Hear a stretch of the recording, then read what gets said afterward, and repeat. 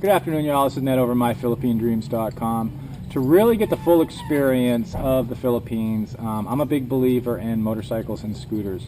If you're going to confine yourself to riding tricycles and hobbles and jeepneys and stuff, you really don't get the full impact. The Philippines doesn't really open up, at least in my humble opinion, until you actually can get your own set of wheels and just go around and really experience all the sights that are to be seen. And what we're going to do right now, real quick, hopefully, is take a look at two types of motorcycles. One of them is a scooter, one of them is a motorcycle, quote unquote, that they have here in the Philippines. And there's our truck that just sits in the corner and gathers dust. Alright, so first up, the white scooter here is a Rusi. It is actually a Yamaha Mio clone, and I've had this side by side with Yamaha Mios, and they're virtually identical. It's fully automatic. There is no shifting, there is no clutch, and the transmission is actually this weird, yeah, we didn't even wash those things, is this weird type of belt gear type thing that allows for automatic shifting. It's small, it's light, it's really easy to ride. I prefer taking the Rusi into town to do just like little errands around town because it's just so easy to get around on. There's no shifting. It's really good in traffic. And some people might talk smack about China bikes. You know, Rusi, oh, that's a China bike. Rakal, that's a China bike. But actually, when you get down to it, pretty much all motorcycle components are made in China, and they're just assembled in different places like Malaysia, Philippines, India, and all that stuff. I like the Rusi, and the Rusi was cheap. The Rusi cost 20,000 pesos, which is about $500 US. We got it used. It's a 2012, and it's pretty good on gas. It's not as good as the motorcycle, believe it or not, even though it's smaller. I think that's because of the automatic transmission. But I like the Rusi. This is my bike. That's Michelle's bike. My bike is a Yamaha YBR 125. It's the G model, and it's 125 cc's, just like the Rusi is 125 cc's. It's not a whole lot of power. I think both bikes you're getting about 10 horsepower. When you're riding solo, I'm less than 200 pounds now. The power isn't an issue until you get to like steep hills and stuff, and then you just got to downshift. In the Philippines, it's ideal because you don't really want to be going fast anyways. If you have like a 1100, 1200 cc bike, you're going to want to use the power, and you could get yourself in trouble. And with 125 cc's, it's just hard to get yourself in trouble. You still can, though, believe me.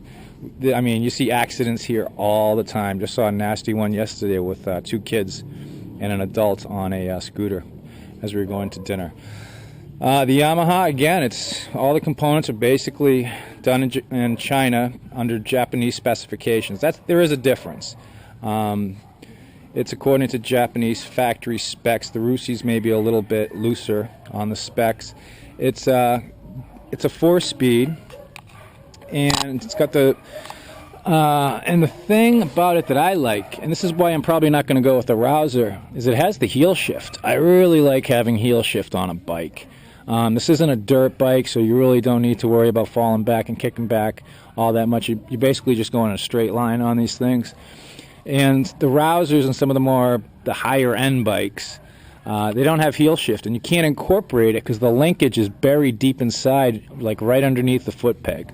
So you can't even like have a shop fabricate a heel. And I also got the box, and these boxes are great. I mean, it looks corny and it's not really that cool, but you can fit, like I got a long sleeve t-shirt in here for when it's really sunny. I got my little headscarf thing, got some bungee cords. I usually keep a poncho in there for when it rains. And for going longer distances, for like going, cruising around the islands and stuff, this is a lot more comfortable than the Rusi. It's also got bigger tires. So it absorbs the impact. It's got 2 shocks on it, and the Rusi automatic, like the Yamaha Mio, only has a single shock assembly, so the ride's a little more harsh. And going longer distances with the shorter wheels, especially in the you know, when the roads here are kind of beat up, it can be a little jarring on that thing. So that's about the YBR 125G. When you buy it brand new, I think it cost me about 65,000 pesos. It was about 1,500 US dollars. The interesting thing about it is in the UK, United Kingdom, the very same motorcycle costs $4,500 as opposed to $1,500 here. And I was trying to wrap my head around why that was. And I think it's if Yamaha sold it for $4,500, they wouldn't be able to sell any. So they have to drop the price point in order to accommodate the market. But it also shows you what kind of markup they're doing when they're shipping over to the UK. Again, the YBR, it's a lot more comfortable on long distance rides. This is the bike that I actually broke my back on when we were riding around Mabini. So you always got to look out for those potholes. But if you're coming here, I mean, you can rent a scooter for about $100 a month. If you find the right guy. You go to Harold's or something, they know a guy who knows a guy. And if you hit the guys in Dumaguete City proper, they're gonna gank you. They're gonna try to get like $200 a month.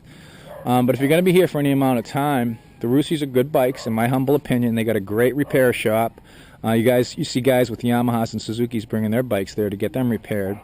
It's a lifetime service warranty. You have to pay for the parts. They do the oil changes, all that stuff. And I mean, both these bikes are good bikes, and basically all you got to do is change the oil and, you know, change out your tires every now and then. But this really, once I got my bike and I was able to go where I wanted, when I wanted, the Philippines really opened up. It's being, you know, relegated to jeepney routes or tricycle routes really doesn't do it. Being out on the open road and being safe, I'm going to do another video on that, about riding in the Philippines. Being safe is also important. And what's great about these also is, and this is why I don't understand guys that complain about China bikes, they're very simple. You know, it's a single cylinder, it's a carburetor, neither one of these is fuel injected. I mean, it's a very simple system. The worst thing that happens, like on the YBR, there's this electrical relay that sometimes comes out. I carry a spare with me, which shuts down the whole bike. You can't even kickstart it. But they're very simple. Carburetor. The newer bikes that Rusi, Yamaha, and Kawasaki and stuff on the automatic scooters, they have electronic fuel injection, and the gas mileage is a lot better. This also only has a 2-liter tank. This has about a 14-liter tank over there. So, you know, you're always stopping for gas on the scooter. But that's pretty much it. That's my summation. These scooters are referred to as underbones. They also have the XRM 125, which is a semi-automatic. Rusi also makes a clone of that. Those are both good bikes. So that's about it. You really want to experience the Philippines, you really want to see it for what it is, you got to get a bike, whether it's a rental or just purchase one. We purchased this at Rusi Garden in Dumaguete. Again, they ask for $25,000. You can haggle them down, $18,000, $20,000, somewhere thereabouts.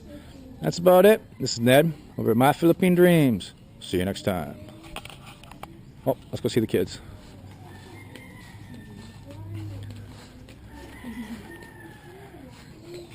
Can we get some wacky? Wacky? Wacky. Wacky. Wacky. Andrew, wacky. That's not really wacky. This is Michelle's after-school program. Decoration of rocks.